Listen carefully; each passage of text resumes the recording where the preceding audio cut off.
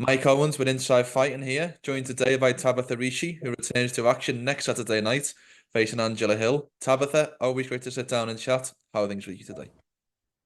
I'm doing great. Thank you for having me. I appreciate. No, the pleasure's all mine. How are your emotions ahead of your return for your next fight? Great. I'm feeling great on my schedule, my routine. I love to train.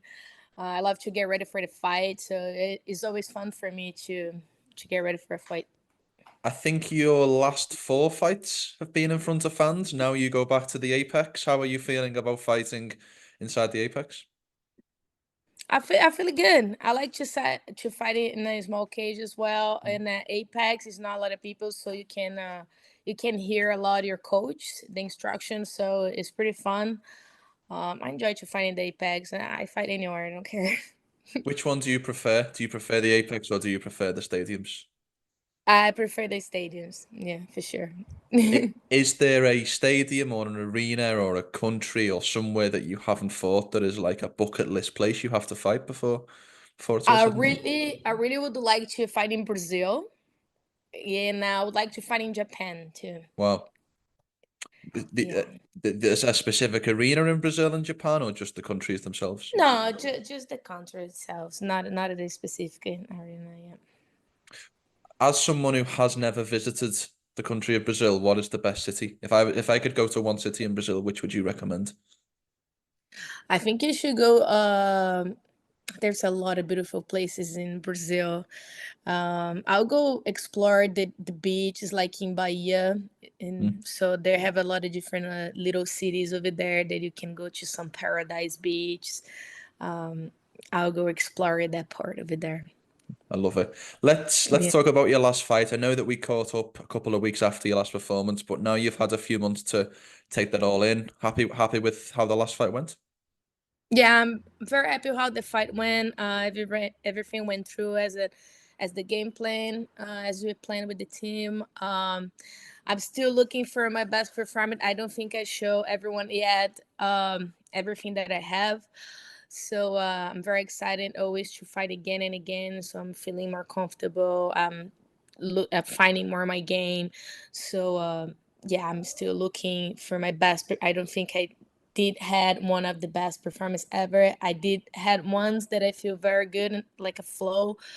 Um, but now I'm looking again to have that. But when you start getting in the top levels and the rank, of course, it's more harder fights. Everybody like very smart, everybody training hard. So of course it gets tough. So yeah, I'm just like training and enjoying it. Describe the perfect performance to me. Would the perfect performance in your eyes be a first round stoppage?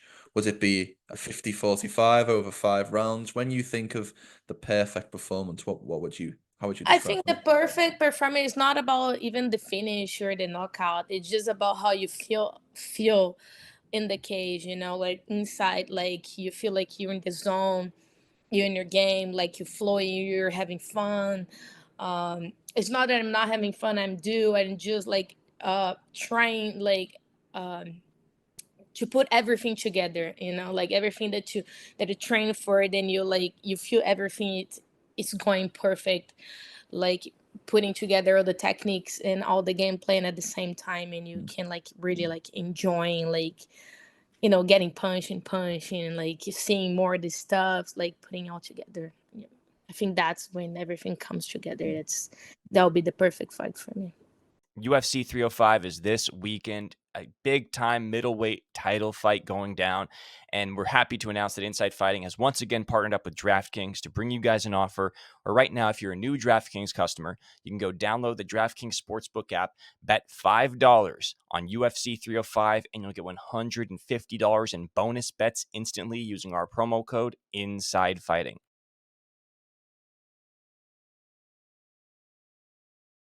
I saw somebody online say that Tisha and Angela have very similar styles, obviously with the kick heavy.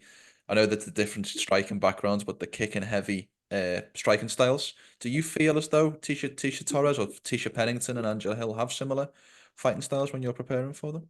I don't think so. They both come from striking. Maybe that's the similar, but Tecia She's more a volume. She's more going forward. I think Angela, she's more like she's have a kind of weird style. She's more like feinting, like moving her arms, moving the footwork is different. I think it's a different styles. They both strike it, but they styles are different now. Mm. Yeah. Do you feel like the only way for Angela to have success in this fight is to try to keep this fight on the feet, or do you feel like she will try to take it to the ground? She got her first submission win in her last Yep. fight. Do you think she will try to be hunting for another submission, or do you think she'll want to be keeping this one standing? I don't know. I think she's getting comfortable as in the grappling, so she might want to show everyone and test herself, trying to do some grappling. I think she's gonna be ready for anything. I'm expecting the best version of Angela on the ground, on the feet. Yeah, I think I'm better her in both areas, so I'm gonna be ready for anything. Yeah. Talking about the stand up, have you been working your boxing with Callum? Yeah, for sure. He been helping me a lot. He actually watch a lot of my sparrings. He give me tips. We do some drilling. Yeah, I've been learning a lot with him though. It must be really beneficial for you to have a boxer, a guy who does professional boxing in your corner who could give you tips and tricks, because obviously MMA boxing and traditional boxing is very different in Yeah. terms of range and all of that, but he must have a lot of insights into how you can improve in that area. Yeah, I think Callum, he has like this style is more like MMA style, like an Mm. amateur fights that goes for it, like quick, like heavy punches. So I think his boxing is very good for MMA, the style that he fights.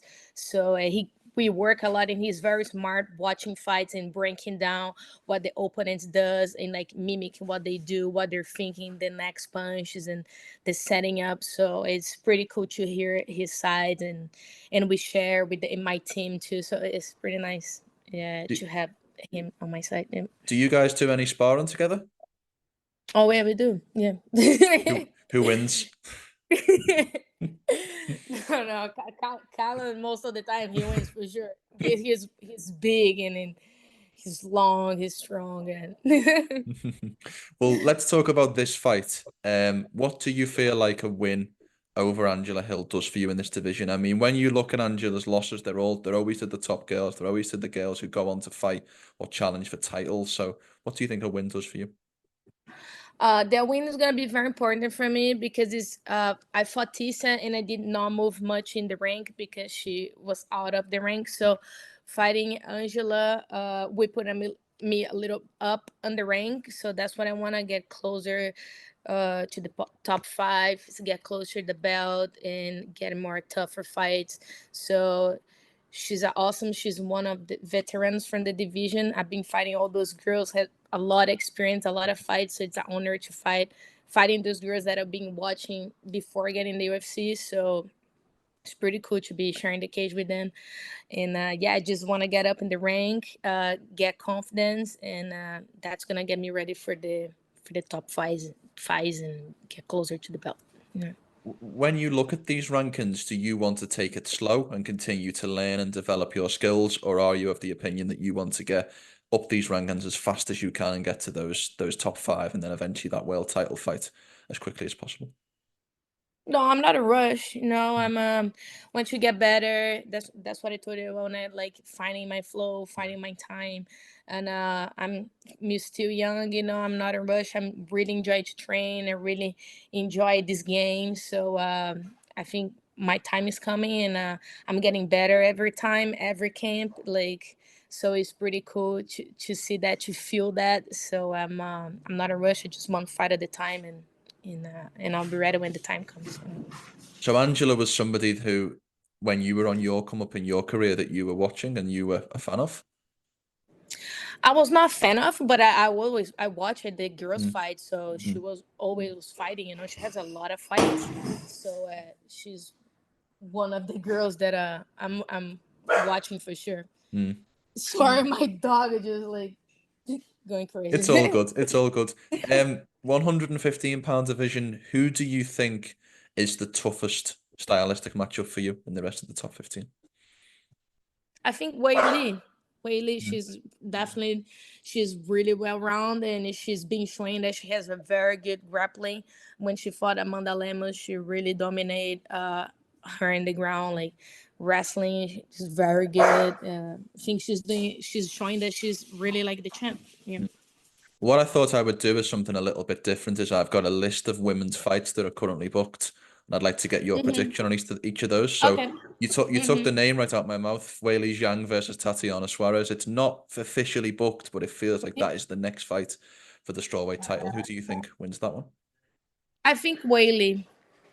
Yeah, Weili for the fight. What makes you think it's Weili? She's more well-rounded. I think Tatiana is still improving her hands and stuff, but Weili, as I showed you, that she's been showing a lot of her grappling and skills. So I think she's very good on the feet. So I go with her. Yeah. And then up at 125, we have this UFC Sphere show between Alex Grasso and Valentina Schevchenko. Who do you think wins? I go Alex Grasso again. Why Alexa? Yeah, Alex Grasso. Yeah, I think she already got in the flow. You know, she's feeling comfortable. She found Shevchenko, and she's gonna find a UFC notch. She's gonna be like her day, like all the American, and she doesn't wanna bring that down. She's gonna give everything though. Yeah. And then last one, Raquel Pennington versus Julianna Pena for the bantamweight title. I go Julianna Pena. Yeah. Why do you think Julianna? I don't watch much of the division, but I just think she's have more experience, and I think she's gonna be more ready for that. Yeah. Well, last question from me, and thank you for your time. I'd like to know, in a perfect world next Saturday, give me a walkthrough of your perfect fight day. I'd like to know, in a perfect world, what happens when you wake up in the morning to when you go to sleep at night, the 24th of August. Like one day. Give me a walkthrough of your fight day, how you see it playing out. 1 second. Let me put it out. 1 second. Okay. Little bit of a technical difficulty there, courtesy of Tabatha's dog. But Tabatha, we were talking a little bit about your fight day. How do you see things playing out from morning to night? Well, for fight day for me, I wake up in the morning and I do a shakeout with all my team first. Then we go all have a good breakfast. I don't like to eat close to the fight, so I usually do just one meal. So I do like a brunch. So I get like a big meal for breakfast, and then back to hotel, sleep, drink a lot of water, and then wake up again. We all get ready to the room, stay like in my room, we chilling out, talking a little bit. We actually don't talk much about the fight because we've been talking about the whole fight week, and then we go to the arena and go to the locker room. I chill out first, actually do a little bit of meditation, some breath works, and warm up and get ready to the fight. I love it. Well, as always, good to see you back in action. Thank you so much for the time today, and best of luck with the next fight. Thanks so much.